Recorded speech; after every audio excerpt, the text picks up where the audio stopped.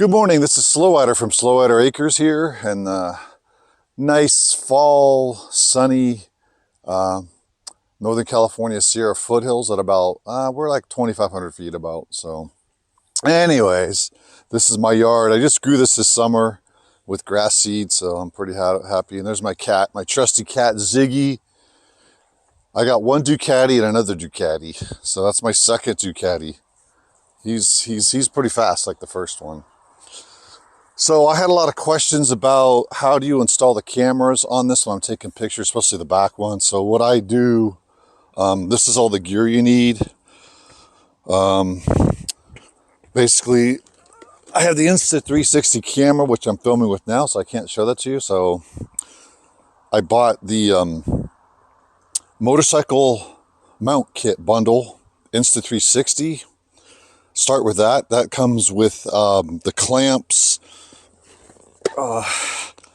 It comes with this clamp on the end and this stick, this whole assembly here, and then I bought this extra piece here. This is just another mount. This is a Telsin, T-E-L-E-S-I-N articulated mount. It's got two claws on it. And so you'll see why you need that in a second. I used to just mount it here without the second claw. I mean, it was fine, but it bounces around a lot. Having this second point, attachment point, really, it's not flopping around, and you don't feel like you're going to hit a car or something with it, because it starts moving around. With the double mount, it works pretty good. And then the Diavel V4 has this back rider where you hold on with your hands so you don't fall off the back. This thing comes in and out, so I just leave it out. So what I do, I'll show you how I mount that. So I mount the first thing I do is I mount this somewhere on the lower part of my bike. I'll do that real quick here, and I'll show you. So I have, and this could be anywhere. It's just a 2-point on the Diavel. It works good here. So I screw that on, and then I'll show you guys in a second where the second one goes here. So these flexible mounts are pretty good. So what I did there is I put this ball joint here, and this is flexible here. This moves around and rotates. And so once you have that set up, you tighten that down. You tighten this down, and that holds this angle. So you can get like a lot of funny angles. So however your bike is set up, I used to attach it, I mean, sometimes I attach it here to here or different places. So the second attachment point adds a lot of stability. So it's attached here, it doesn't move. And then this is loose, so I just tighten that down like that.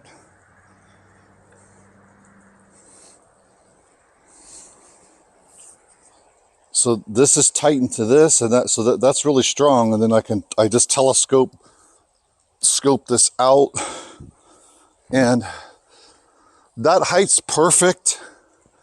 I can't show you now, but the camera's going to be up here because I'm using the camera, and so that's going to look, my helmet's going to be here. So this can kind of look, and you notice I put it sideways on purpose at an angle. Because that way, when you're looking, you see the side of the bike, you see the wheels and tires. So the more you lean it out this way, you get more of an angle like this. But also when you're driving around, remember there's cars. So I put it here, so I put it as far over. I could put it a little farther over where the mirrors are, or the handlebars. That way I don't have to worry about, like, when if I'm lane splitting.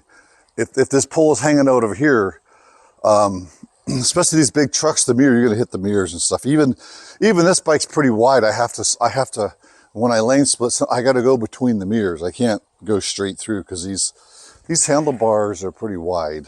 I haven't hit anyone yet, but just waiting for the day.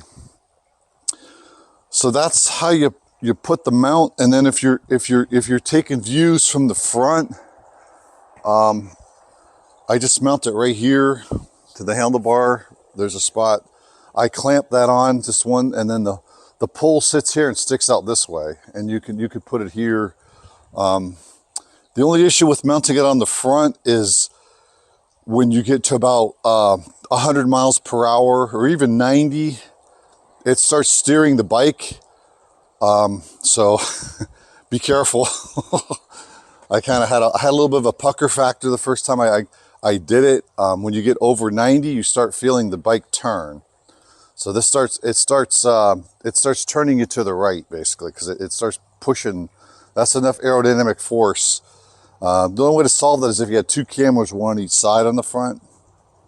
So when you mount on the front, on the Diavel, there's really no other place to put it. I wouldn't want to put it down here. If that fell off, I don't want to get in the wheels, which could be bad. To have a piece of metal in your front wheel would not be good. Go over the handlebars at 100 miles an hour. But and there might be some place in the back you could bolt it and have it stick off this. But when it sticks off the side, though, you got to be careful. You could hit cars. You really want to keep it. You want to frame it so it's within the tips of the handlebars. I could lean this out this way where it's pointing that way. But this works pretty nice. It just kind of leans it. It's very sturdy.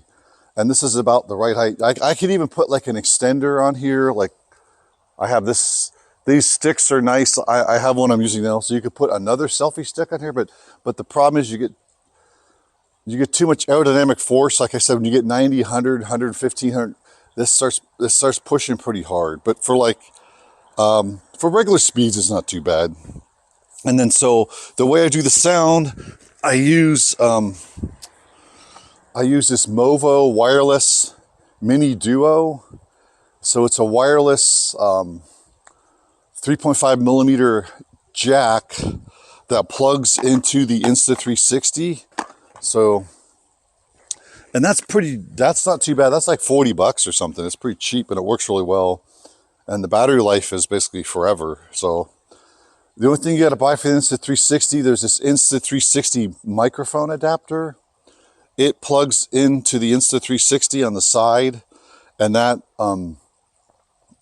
is a Type-C connector to a 3.5 millimeter. So this plugs into the Insta 360, and then that plugs into that like that, and then it's pretty easy. You just turn on the receiver, and this one's nice. It comes with two transmitters, so you could put a transmitter by your muffler and you can put one in your helmet. So I have mine set up where I have my transmitter. This is it right here.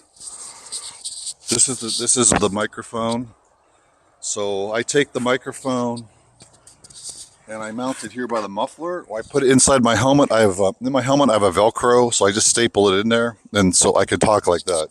So these are nice because you could just put them anywhere, and the sound quality is good. So the only way to get rid of the wind noise is I I cut out a square cloth. It's a buffing cloth that I use to clean the bike. What's it called? One of those special scratch-free ones. So what you do, so just to get rid of any wind noise, all you got to do is you got to get a piece of towel or terry cloth, and then I just put the microphone in this little bag. It goes inside here, and so let me put it on there. So I put the microphone in the bag, and then since I want the muffler sound, there, I just that's how you guys hear the muffler. So the microphone, so it doesn't pick up the wind noise because it's shielded, but it picks up the muffler sound. And like I said, you could do the same thing in your helmet. You just make yourself a little. It's pretty easy. It's just cut a little square of terry cloth and fold it, and then duct tape a little bag, and You could do that inside the helmet. I didn't need it because no wind noise, but so that's how I get the sound. And then what else? Oh yeah, here's the key. Here's the last trick. So the Insta360, I kind of stumbled upon this. They sell this remote control for the camera here. So what this does, when I push this button on and off, I won't do it now because it'll shut you off.